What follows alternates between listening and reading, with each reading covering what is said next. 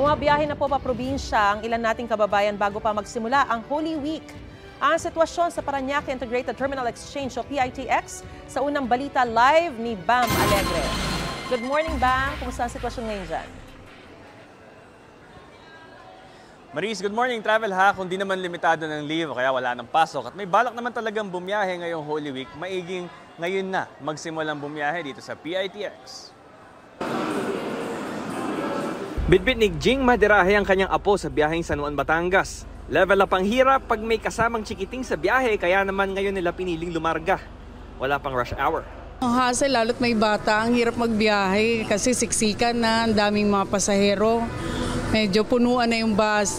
Ganito rin ang diskarte ni Louie Dorian. Biyaheng Baguio naman sila kasama ang mga anak. Dahil di pa gaano karami ang mga kasabay, maginhawa pa ang biyahe. Yung season na to talaga maraming nagbabiyahe. Kaya kung di naman ako sumasabay sa ganun. Sa kataon lang. So ngayon, hindi pa naman masyadong crowd.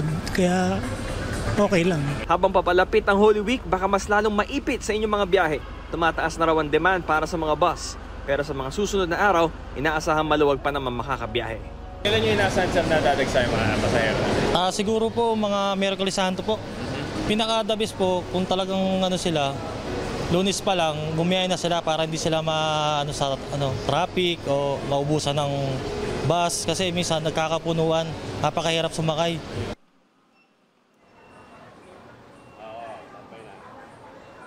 Maris, pasado alas 7 ng umaga, patuloy yung pagdating ng mga tao dahil rush hour na. Pero kung mapapansin nyo, banayad pa yung volume nito. Dahil bukod sa mga papunta ng probinsya, itong dumarating ngayon yung mga sumasakay rin papuntang MRT at sa EDSA Bus Carousel. Ito ang unang balita mula rito sa PITX. Bam Alegre para sa GMA Integrated News.